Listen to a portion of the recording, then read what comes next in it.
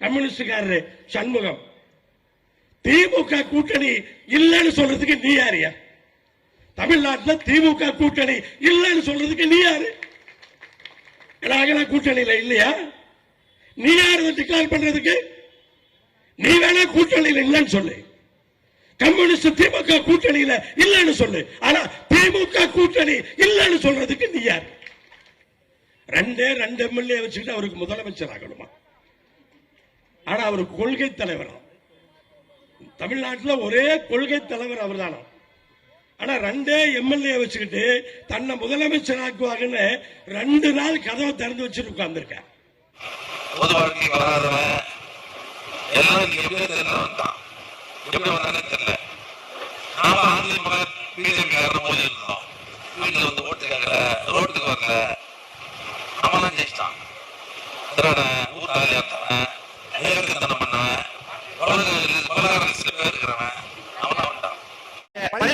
நல்ல ஆலோசனைகளை நீதிபதி சண்முகம் அவர்களுடைய தலைமையிலான ஆணையம் தமிழ்நாடு அரசுக்கு வழங்கியிருக்கிறார். ஏற்கனவே தமிழ்நாடு அரசாங்கம் அதன் மீது எந்த நடவடிக்கையும் எடுக்கும். கமிஷன் போட்டாங்க, கமிஷன் வந்து ரிப்போர்ட் கொடுத்தது. ரிப்போர்ட்டை அப்போது முதலமைச்சர் திரு மு.க. ஸ்டாலின் அவர்கள் பெற்றுக்கொண்டார். அதுக்கப்புறம் அந்த ஆணையத்துடைய பரிந்துரை மீது எந்த நடவடிக்கை எடுத்தோம். என் உயிரோடு மேலான தமிழ் பெருங்குடி மக்களே, உங்கள் அனைவருக்கும் மேலரசம்பட்டு சண்முகத்தின் பணிவான வணக்கங்கள். அன்பு உறவுகளே, நம்முடைய சேனலை சப்ஸ்கிரைப் செய்து கொண்டு நம்முடைய காணொலிக்கு ஒரு லைக் செய்து தொடர்ந்து நம்முடைய காணொலியை பாருங்கள். தொடர்ந்து நமக்கு ஆதரவு தாருங்கள். அன்பு உறவுகளே, பொதுவா உலக வாழ்க்கை என்பதே சுயநலம் தாங்க. பொதுநலம் என்பது பேச்சுக்கு மட்டும்தான். யாரும் பொதுநலத்தோடு செயல்படுபவர்களை சமகாலத்துல நம்மால பார்க்க முடியல. யாரையும் பொதுநலத்தோடு செயல்படுபவர்களை சமகாலத்துல நம்மால பார்க்க முடியல. அரசியல் என்பது ஒரு பொது வாழ்க்கை. நமக்கும் கீழே உள்ளவர் கோடி, நினைத்து பார்த்து நிம்மதி நாடு அப்படிங்கிறது ஒரு சொல்லல்ல, அது உண்மையிலேயே வரலாறு. எனக்கு தெரிந்தது கோடி மக்களுக்கு தெரியாது. கோடி மக்களுக்கு தெரிகின்ற விஷயம் அரசுக்கு தெரியாது. கோடி மக்களினுடைய பிரச்சனைகளை தெரிந்து அரசாங்கத்திற்கு கொண்டு செல்வதற்காகத்தான் சட்டமன்ற உறுப்பினர், பாராளுமன்ற உறுப்பினர், உள்ளாட்சி அமைப்புகள், இப்படி பல அமைப்புகளை இந்திய அரசியலமைப்பு சட்டம் நமக்கு வகுத்து கொடுத்திருக்கு. ஆனால் எவ்வளவு பேரு அரசியல்வாதிகள் உண்மையிலேயே பொதுநலத்தோடு மக்கள் பிரதிநிதிகளாக வெற்றி பெற்ற பிறகு பொதுநலத்தோடு செயல்பட்டவர்களை நம்மால பார்க்க முடியுது களத்தில்? சொல்லுங்க. கம்யூனிஸ்ட் கட்சியினுடைய செயலாளர் சண்முகம் அவரு நேற்று ஒரு மேடையில பேசுறார். தமிழ்நாட்டில் பொது உடைமை இயக்கம் அப்படின்னு சொன்னா கம்யூனிஸ்டுகள் தான். கம்யூனிஸ்டுகள் என்றால் பொது உடைமை இயக்கம்.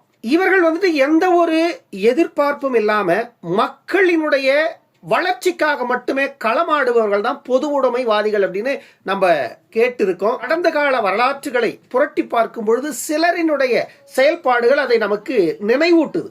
அப்படி பார்த்தால் பெரும் தலைவர் ஜீவானந்தம், சமீபத்தில் காலம் சென்ற நல்லக்கண் ஐயா அவர்கள், இவர்களை எல்லாம் உண்மையிலேயே பொது உடைமைவாதிகள் அப்படின்னு நம்ம பேசலாம். ஆனா நேற்று ஒரு பொது உடைமைவாதி ஒரு மேடையில பேசுறார். திரு சண்முகம் அவர்கள், கம்யூனிஸ்ட் கட்சியினுடைய தோழர் சண்முகம் அவர்கள் என்ன சொல்றாருன்னா, திமுகவினுடைய ஆட்சி காலத்துல முன்னாள் நீதியரசர் சந்துரு தலைமையிலான கமிட்டி பள்ளி கல்லூரிகள்ல இந்த சாதிய மோதல்கள் நடைபெறுவதை தடுப்பதற்கு மிகச்சிறந்த ஆலோசனைகளை திரு ஓய்வு பெற்ற நீதியரசர் சந்துரு தலைமையிலான கமிட்டி வந்துட்டு முன்பு இருந்த அரசுக்கு அறிக்கையை கொடுத்தாங்க. ஆனா அந்த அறிக்கையை அந்த அரசு கண்டுகொள்ளவே இல்லை, எடுத்து கிடப்புல போட்டாங்க. அதற்கு பல லட்சம் ரூபாய் செலவு செய்து, பல லட்சம் அவர் சொல்றாரு, பல லட்சம் இல்ல பல கோடி ரூபாய் செலவு செய்து ஒரு ஆணையத்தை போட்டு அந்த ஆணையம் வந்துட்டு சில ஆய்வுகளை செய்து ஒரு அறிக்கையை அரசுக்கு தாக்கல் செய்தா, அந்த அறிக்கையை தூக்கி நீங்க குப்பையில போடுறதுக்கு எதற்கு இந்த ஆணையத்தை போட்டீங்க அப்படின்னு திரு தோழர் சண்முகம் அவர்கள் நேற்று மேடையில பேசுறார். எனக்கு உண்மையிலேயே ஆச்சரியமா இருந்தது பார்த்துட்டு. சமூகத்தின் மீது எவ்வளவு பற்று திரு தோழர் சண்முகம் அவர்களுக்கு. பல்வேறு நல்ல ஆலோசனைகளை நீதிபதி சண்முகம் அவர்களுடைய தலைமையிலான ஆணையம் தமிழ்நாடு அரசுக்கு வழங்கியிருக்கிறார். ஏற்கனவே தமிழ்நாடு அரசாங்கம் அதன் மீது எந்த நடவடிக்கையும் எடுக்கும். கமிஷன் போட்டாங்க, கமிஷன் வந்து ரிப்போர்ட் கொடுத்தது. ரிப்போர்ட்டை அப்போது முதலமைச்சர் திரு மு.க. ஸ்டாலின் அவர்கள் பெற்றுக்கொண்டார். அதுக்கப்புறம் அந்த ஆணையத்துடைய பரிந்துரை மீது எந்த நடவடிக்கை எடுத்தோம். அப்ப எதற்காக அந்த ஆணையத்தை கையெழுத்து போடுங்க. அதாவது அந்த நேரத்துல பிரச்சனை இது பண்ணுறதுக்கு நான் கமிட்டி போடுறோம், அவங்க பணித்துறை வந்ததுன்னா நாங்க எல்லாத்தையும் செஞ்சுருவோம் என்பது போன்ற ஒரு மக்கள் மத்தியில ஒரு அபிப்பிராயத்தை உருவாக்குவதற்கு அது பயன்படுத்தப்படுகிறதே தவிர பல லட்சம் ரூபாய் செலவழித்து உருவாக்கப்பட்ட அந்த ஆணையத்துடைய பரிந்துரைகள் முறையாக அமல்படுத்தப்படவில்லை என்று சொன்னால் இப்படிதான் மக்கள் நம்பணும் உங்களெல்லாம் இல்ல. கடந்த 8 ஆண்டுகளாக திமுக ஆட்சியில கை கட்டி ஸ்டாலின் பக்கத்திலேயே உட்கார்ந்துட்டு இருந்தீங்களே, ஸ்டாலின் கிட்ட தானே கொண்டு வந்து சந்துரு ஆணையம் அந்த அறிக்கையை தாக்கல் செஞ்சாங்க. ஏன் இதை நீங்க நடைமுறைப்படுத்துவதற்கு முன்வரல? இதை நடைமுறை செய்யுங்க அப்படின்ற இடத்துல நீங்க இருந்தீங்கல்ல, பக்கத்துல ஆட்சியாளர்களின் பக்கத்திலே அமர்ந்திருந்தீங்கல்ல. ஒரே ஒரு வார்த்தை நீங்க உங்களுடைய கூட்டணி ஆட்சியினுடைய தலைவர் ஸ்டாலின் அவர்களுக்கு சொல்லியிருக்க முடியாதா? ஏன் சொல்லல? பேச முடியாத இடத்தில் கம்யூனிஸ்டுகள் 8 ஆண்டுகள் இருந்தது. பேச முடியாத இடத்தில் கம்யூனிஸ்டுகள் 8 ஆண்டுகள் இருந்தது, இருக்க வைக்கப்பட்டார்கள். விலை போயாச்சுங்க. கொள்கைகள் விலை போயாச்சு, லட்சியங்கள் விலை போயாச்சு, இலக்குகள் விலை போயாச்சு, எங்களுடைய விலை மதிப்பற்ற வார்த்தைகள் விலை போயாச்சு. அதன் பிறகு நாங்கள் புதிதாக பேசுவதற்கு ஒன்றுமில்லை. இப்ப நாங்க வெளியே வந்துட்டோம், இனி எங்களுக்கு சுதந்திரம் இருக்கிறது, நாங்க பேசுவோம் அப்படின்னு இன்னைக்கு பேசுற சொல்றது. இவங்க தான் அரசியல்வாதிகள், இவர்கள் தான் பொது உடைமைவாதிகள், இவர்கள் தான் மக்களுக்கான அரசியல் தலைவர்கள். இவர்களை நம்பித்தான் ஒரு கூட்டம் இவர்களுக்கும் வாக்களிக்கிறது. தமிழ்நாட்டினுடைய சாபக்கேடு இந்த அரசியல்வாதிகள். ஒரு நாள் இல்ல, 2 நாள் இல்ல, 8 ஆண்டுகள் திமுக செய்த அத்தனை அநியாயங்களுக்கும் கைகட்டி கிடந்தது இந்த பொது உடைமை இயக்கம் என்றால் வெட்கக்கேடு இல்லையா? வெட்கக்கேடு இல்லை. அப்புறம் நம்ம ஈஸ்வரன், கொங்கு ஈஸ்வரன், கொங்கு நாடு மக்கள் தேசிய கட்சியினுடைய தலைவர் திரு ஈஸ்வரன் அவர்கள் நேற்று மேடையில பயங்கரமான கோபப்பட்டு கம்யூனிஸ்ட் கட்சிகளை எல்லாம் வந்துட்டு வெளுத்து வாங்கிட்டாரு. திருமாவர்களையும் வெளுத்து வாங்கிட்டாரு, வைகோ அவர்களையும் வெளுத்து வாங்கிட்டாரு. திமுக கூட்டணி இல்லை என்று சொல்லுவதற்கு நீங்க யாரியா? யாரு நீங்க? திமுக கூட்டணியில் நாங்கள் இல்லை அப்படின்னு சொல்லிட்டு போங்க. நீங்க திமுக கூட்டணியில நாங்க இருக்கையா? நாங்க இருக்கோம். இப்பவும் திமுக கூட்டணியில், இப்பவும் திமுக கூட்டணி இருக்கு. இல்லைன்னு சொல்ல நீங்க யார்? உங்க ஈஸ்வரன் கேட்கிறாரியா? இத்தனைக்கும் ஒரு இடத்துல கூட அவர் ஜெயிக்கல. அவருக்கும் 2 சீட்டு கொடுத்தாங்க 2026ல, ஒரு இடத்துலயும் ஜெயிக்கல. ஆனாலும் அவர் பேசுகிறார், நாங்க இருக்கோம் திமுக கூட்டணியில். திமுக கூட்டணி இல்லை என்று சொல்லுவதற்கு கம்யூனிஸ்டுக்கு என்ன யோகிதை இருக்கு அப்படின்னு கேட்கிறார். கம்யூனிஸ்டுக்காரரு சண்முகம், திமுக கூட்டணி இல்லைன்னு சொல்றதுக்கு நீ யாரியா? தமிழ்நாட்டில் திமுக கூட்டணி இல்லைன்னு சொல்றதுக்கு நீ யாரு? கூட்டணியில இல்லையா? நீ யாரு டிக்ளேர் பண்றதுக்கு? நீ வேணா கூட்டணியில இல்லைன்னு சொல்லு, கம்யூனிஸ்ட் திமுக கூட்டணியில இல்லைன்னு சொல்லு. ஆனா திமுக கூட்டணி இல்லைன்னு சொல்றதுக்கு நீ யார்? என்ன நினைச்சவங்க பேசுறாங்கன்னு தெரியல. அதே போல பாத்தீங்கன்னா இன்னொருத்தர் 2 எம்எல்ஏ வச்சுக்கிட்டு அவருக்கு முதலமைச்சர் ஆகணுமா? ஆனா அவர் கொள்கை தலைவர். தமிழ்நாட்டில் ஒரே கொள்கை தலைவர் அவர் தானா? ஆனா 2 எம்எல்ஏ வச்சுக்கிட்டு தன்னை முதலமைச்சர் ஆக்குவாங்கன்னு 2 நாள் கதவை திறந்து வச்சுட்டு உட்கார்ந்துருக்க. அப்புறம் ஆக்கலாம் அப்படின்னு சொன்னா அப்புறமா நாங்க ஆட்சிக்கு ஆதரவு தர்றோம், ஆனா திமுக கூட்டணியில் இருக்கிறோம் அப்படின்னு சொல்லி நீங்க சொன்னீங்களா?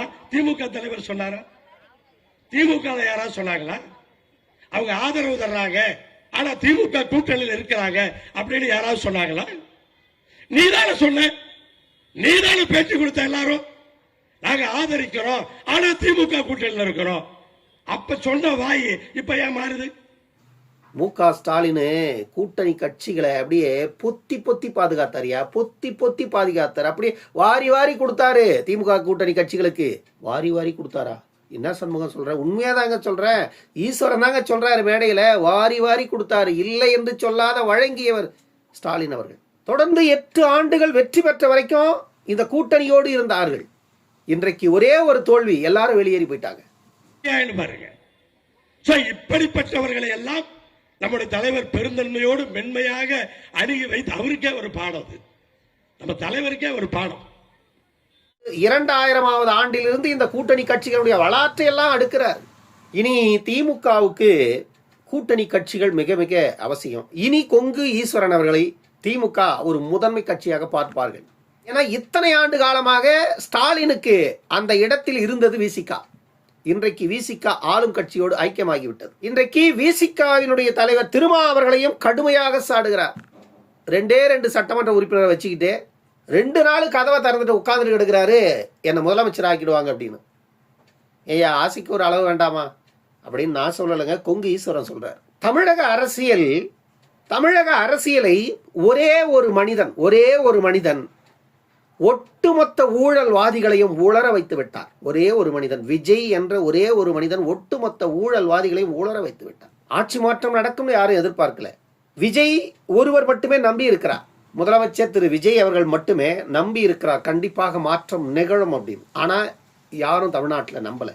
ஆனால் நடந்தேறியது. இன்றைக்கு புலம்பாதவர்கள் யாருமே கிடையாது. எல்லாருமே மூளைக்கு ஒப்பாரி, கேட்க முடியல உலகம். தாமோ அன்பரசன், திமுகவினுடைய முன்னாள் அமைச்சர், அவர் பேசுறத ஒரு நிமிஷம் கேளுங்களேன்.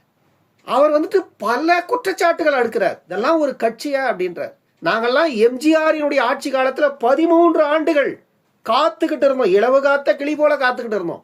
ஏன் திமுகவை எவனாலையும் ஒன்றும் பண்ண முடியல, இன்னைக்கு போய் என்னையா பண்ணிடுவீங்க நீங்க அப்படின்ற தாமோன் பரசன். இன்னைக்கு இந்த தேர்தலை பொறுத்தவரைக்கும் அரசியல் பத்தி தெரியாதவன், பொது வாழ்க்கைக்கு வராதவன் எல்லாம் இன்னைக்கு எப்படியே தெரியலவன் தான்.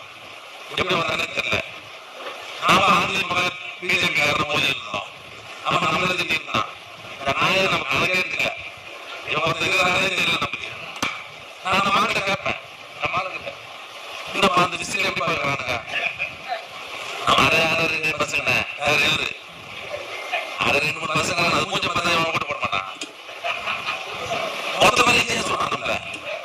நான் கேட்கிறேன், இன்னும் அந்த விசில் எப்படி இருக்கிறானுங்க. சின்ன பசங்க மூஞ்சி இந்த மூஞ்ச வேண்டிக்கிறது பார்த்து அந்த போஸ்டர்ல பார்த்தா திருட்டு மூஞ்சி மறிக்குது. இதெல்லாம் பார்த்து அவன் ஓட்டே போட மாட்டேன் இப்படியே சொல்லி நம்ம கேட்டாங்க. அதாவது போஸ்ட் ஓட்டல, நோட்டீஸ் எடுத்து வந்து கொடுக்கல, வீட்டுல ஓட்டு கேட்கல, ரோட்டுக்கு வரல, அவன் ஜெயிச்சிட்டான். ஊர் தாலியாத்தவன், ஏற்கத்தனம் பண்ணவன், பலகாரத்துல பேர் இருக்கிறவன் அவனா வந்துட்டான். ஆனா இந்த தாமோ அன்பரசன் மாதிரி ஆட்கள்லாம் உண்மையான திமுக காரங்க. இவங்கெல்லாம் உண்மையான திமுக காரங்க. ஏன்னா இவர்கள் இருக்கிற வரைக்கும் திமுக அப்படிங்கிற ஒரு பேச்சு தமிழ்நாட்டில் இருக்கும். ஏன்னா திமுக இனி ஆட்சிக்கோ அதிகாரத்துக்கோ எதுக்கும் வரலாம் முடியாது. நான் சொல்றேன், இவரை போன்ற ஆட்கள்லாம் இருக்கிற வரைக்கும் தமிழ்நாட்டில் திமுக என்ற கட்சி இருக்கும். அவர் மறந்தது என்ன அப்படின்னா, எம்ஜிஆர் ஆட்சியில் இருந்த அந்த 11 ஆண்டு காலம், பிறகு வந்த ஜானகி அம்மையார், பிறகு வந்த அலெக்சாண்டருடைய 6 மாத கால குடியரசுத் தலைவர் ஆட்சி, ஏறத்தாழ 13 ஆண்டுகள் எதிர்க்கட்சியாகவே இருந்தது திமுக. ஆனா அன்றைக்கு மக்களை பொய் சொல்லி ஏமாற்றுவதில் வல்லவரான கருணாநிதி என்ற ஒரு ஊழல் பேர் வழி தமிழ்நாட்டில் பொய்யை சொன்னாலும் நம்புகின்ற மாதிரி சொல்லுகின்ற ஒரு பொய்யன் தலைவராக இருந்ததுனால அன்னைக்கு மீண்டும் உங்களால் 1989 ஆட்சிக்கு வர முடியுது. ஆனால் இன்றைக்கு பொய்யை கூட பொருத்தமாக சொல்ல தகுதி இல்லாதவர்கள் திமுகவில் இருக்கீங்க. பொய்யை கூட பொருத்தமாக சொல்ல தெரியாதவர்கள் திமுகவில் இருக்கீங்க. அதனால இன்னைக்கு உங்களால மீண்டும் ஆட்சிக்கு வர முடியாது. ஜெயலலிதாவினுடைய மறைவுக்கு பிறகுதான் ஸ்டாலின் ஆட்சிக்கு வர முடிந்தது. ஜெயலலிதா இருந்திருந்தால் சாத்தியமே இல்லை. இன்றைக்கு விஜய் அவர்கள் அரியணைக்கு வந்த பிறகு அது முழுமையாக கரைந்து போனது. இனி வாய்ப்பே இல்லை. உதயநிதி ஸ்டாலின்லாம் கனவு காணலாம் முதலமைச்சர் போல, ஆனா அந்த இடத்துக்கு போக முடியாது. ஏன்னா மக்கள் உங்களுக்கு எதையுமே கொடுக்காம இல்லை, எல்லாத்தையும் கொடுத்துட்டாங்க. ஆனா நீங்க மக்களுக்கு எதிராகவே நின்றீங்க. சொல்லுங்க, உண்மையை சொல்லுங்க. கருணாநிதி ஆட்சியில தான் இதை செஞ்சோம். தாமோ அன்பரசன் சொல்றாரு, எம்ஜிஆரினுடைய ஆட்சியில அந்த சத்துணவு திட்டத்தை தவிர மற்றது என்ன நல்லதை செய்தார் எம்ஜிஆர்? ஆட்சியில எந்த பிரச்சனை இருந்தாலும் உடனடியாக கருணாநிதி முரசொலியில் எழுதிடுவார். காலையில எம்ஜிஆர் பேப்பரை வாங்கி படிச்ச உடனே என்ன பிரச்சனை அப்படின்னு சொல்லிட்டு, நாட்டில் என்ன பிரச்சனை அப்படின்னு சொல்லி முரசொலியை வாங்கி படித்து விட்டு அதையெல்லாம் சரி செய்து கொண்டு ஆட்சி செஞ்சுட்டாராம் எம்ஜிஆர். கருணாநிதி எழுதிய முரசொலி பேப்பரை படித்து தான் எம்ஜிஆர் ஆட்சி செய்துட்டாராம். தாமோ அன்பரசன் சொல்றார். ஆனா இப்பொழுது அமைந்திருக்கின்ற ஆட்சிக்கு அப்படியெல்லாம் வாய்ப்பு இல்லை. அது இன்னொரு 3 மாசம் இல்ல ஒரு 6 மாசம் அப்படி இப்படி போனா கூட ஒரு வருஷ காலம் தான், அதுக்கு மேலெல்லாம் இதுக்கு வாய்ப்பு இல்லை அப்படின்றார். என்ன சொல்றது?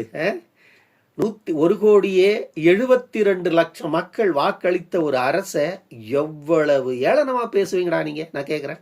1,72,00,000 மக்கள் திமுகவுக்கும் அதிமுகவுக்கும் எதிராக நின்று மாநிலத்தில் ஆட்சி மாற்றத்தை உறுதி செய்த பிறகு உங்களுக்கு எவ்வளவு கர்வம், எவ்வளவு ஆணவம், எவ்வளவு அகங்காரம் உங்ககிட்ட இருக்கு. இதையெல்லாம் அடக்குவதற்காக தான் மக்கள் இந்த வேலையை செஞ்சிருக்காங்க. மீண்டும் உங்களுக்கு அந்த வாய்ப்பு கிடையவே கிடையாது, வாய்ப்பே கிடையாது. நீங்க போடுற அந்த கணக்கெல்லாம் எடுபடவும் எடுபடாது. தமிழ்நாட்டில் திமுக போடுற கணக்கு என்னன்னா, எப்படியாவது எடப்பாடி பழனிசாமியை மட்டும் தனிச்சு விட்டுட்டு அதிமுகவை ஒட்டுமொத்தமா திமுகவில் சேர்த்துடலாம், திமுகவை அதிமுக ஒன்னா இணைச்சிட்டா மீண்டும் திமுக ஆட்சிக்கு வந்துடும் அப்படின்னு கணக்கு போடுறாங்க. அதை தாமோ அன்பரசன் பேசுறாரு. இதை பாருங்க ஒரு நிமிஷம். இது தாமோ அன்பரசனுடைய பேச்சு தான். அதிமுக வந்துட்டு நம்முடைய பங்காளி கட்சி, அது மாற்று இயக்கம் கிடையாது. அந்த இயக்கத்தில் உங்களுக்கு அதிருப்தி இருந்தா நீங்க திமுகவோட வாங்க, தாவேகாவுக்கு ஏன் போறீங்க அப்படின்றார். இதுதான் உண்மை. ஏன்னா அதிமுகவில் இருந்து விலகிய பல பேர் வந்து தாவேகாவில் போய் ஐக்கியமாயிட்டாங்க. இதற்கு முன்பு அப்படி தமிழ்நாட்டில் நடந்ததானா? இல்ல. அதிமுகவில் இருந்து விலகினால் திமுக, திமுகவில் இருந்து விலகினால் அதிமுக, இல்லைன்னா பாஜகவில் சிலர் போய் இணைஞ்சதை பார்த்தோம். ஆனா இன்றைக்கு அப்படி இல்லை. திமுகவில் இருந்து விலகுபவர்கள்லாம் தாவேகாவுக்கு போறான், அதிமுகவில் இருந்து விலகுபவர்கள்லாம் தாவேகாவுக்கு போறான். காரணம், அங்கதான் அதிகாரம் இருக்கு. இப்ப இவங்க கூவி கூவி அழைக்கிறாங்க எல்லாரையும், எங்க கட்சிக்கு வந்துருங்க, உங்களுக்கு அங்க அதிருப்தி இருந்தா எங்க கிட்ட வந்துருங்க அப்படின்னு. உங்ககிட்ட வந்து என்ன பண்ணுவீங்க? விடுவது எப்படின்னு சொல்லி கொடுப்பீங்க. சொல்லுங்க. இதை தவிர வேற என்ன சொல்லி கொடுப்பீங்க? உங்களுக்கு என்ன தெரியும்? வேற என்ன தெரியும் சொல்லுங்க. 59 ஆண்டுகள்ல நீங்க செய்யாததை இதற்கு மேல நீங்க அதிகாரத்துக்கு வந்து என்னத்தை புடிங்கிட போறீங்க சொல்லுங்க. இந்த மாதிரி திமுகவினுடைய அனுதாபிகளும் அடிவருடிகளும் நாலு தவறாம ஒப்பாரியும் ஓலகமும் தமிழ்நாடு முழுமைக்கு செஞ்சுட்டே இருக்காங்க. விஜய் செய்த மிகப்பெரிய சாதனை ஊழல் திருடர்களை அழ வைத்தது மட்டுமில்லாமல் அலற வைத்திருக்கிறார். விஜயனுடைய ஆட்சி இப்பதான் அமைஞ்சிருக்கு. ஆட்சியின் மீது பல குற்றச்சாட்டுகள், பல அதிருப்திகள், இதுவெல்லாம் தொடர்ந்து வைக்கப்பட்டு கொண்டே இருக்கிறது. யாரால்? அதுதான் கேள்வி. யாரால் வைக்கப்படுகிறது? திமுக காரர்களால் வைக்கப்படுகிறது. அந்த யோகிதை திமுக காரனுக்கு இருக்கா அப்படிங்கிறத அன்பு உறவுகள், இந்த காணொலியை பார்க்கின்ற அன்பு உறவுகள் கருத்துரை பகுதியில் தவறாமல் பதிவு செய்யுங்க. நம்முடைய சேனலை சப்ஸ்கிரைப் செய்து கொண்டு நம்முடைய காணொலிக்கு ஒரு லைக் செய்து தொடர்ந்து நம்முடைய காணொலியை பாருங்கள். தொடர்ந்து நமக்கு ஆதரவு தாருங்கள் அன்பு உறவுகளே. இன்னொரு காணொலியில் சந்திக்கும் வரை உங்களிடமிருந்து விடைபெற்றுக் கொள்வது மேல் அரசம்பட்டு சண்முகம். நன்றி, வணக்கம் அன்பு உறவுகளே.